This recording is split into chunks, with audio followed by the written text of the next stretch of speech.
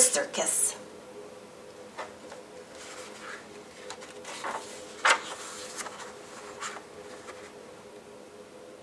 When Minnie saw the circus sign, she said, "Let's run and get in line. We'll buy tickets so we can go together to the circus show." "The circus bores me," Mickey said. "I'm going to the zoo instead." He didn't want Minnie to know he couldn't pay for them to go.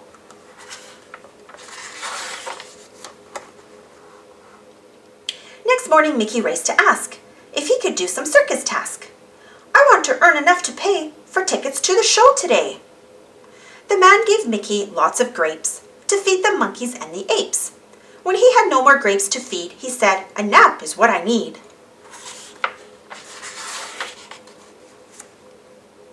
So Mickey looked until he spied a place where he could rest and hide. It was a barrel, smooth and deep. He crawled right in and fell asleep. The spot he snoozed in was, in fact, a cannon for a circus act. In every show, the gun went boom and shot a man across the room. While Mickey slept, the tent was filled. The band played songs. The crowd was thrilled. Minnie sat in the cheapest row where she could really see the show. The first act was the acrobats. They walked on wires like alley cats. They swung on ropes and the trapeze and did it easy as you please.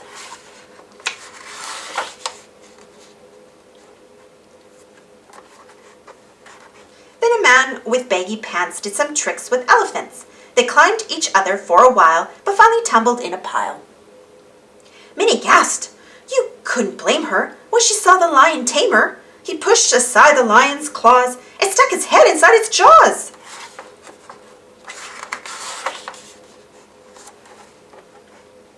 And still another circus thriller was the fierce giant gorilla.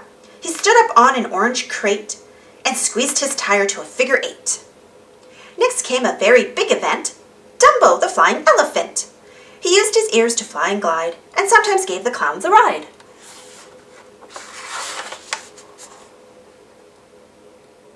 The silly clowns were best of all. Minnie watched them leap and fall. They ran, they jumped, they put out fires, they rode in cars with funny tires.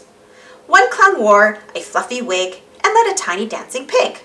One rode a horse, one tried to fly. The people cheered as they marched by.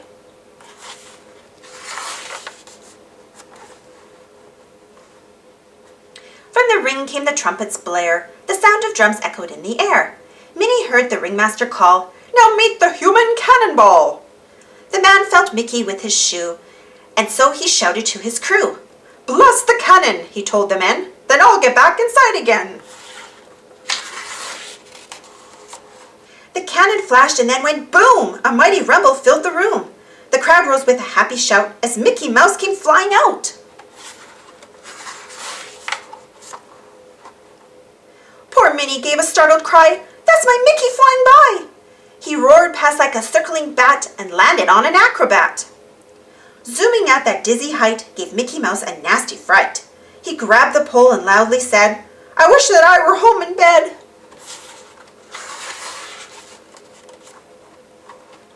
Poor Mickey thought that he was sunk. Then Dumbo grabbed him with his trunk.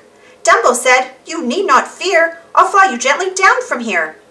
He shouted, "Dumbo, this is nice. Let's fly around here once or twice." And so the pair just zoomed and soared as folks below them clapped and roared.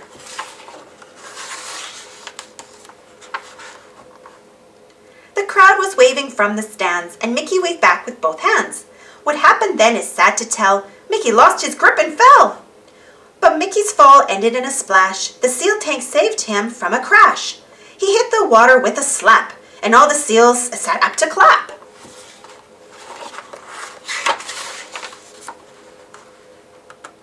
The seals bounced Mickey like a ball. They tossed him up and let him fall. The people yelled, "Hip, hip, hooray!" Mickey was hero of the day. They gave him the best seat in the house and then went looking for Minnie Mouse. Minnie felt both proud and shy to sit with such a famous guy.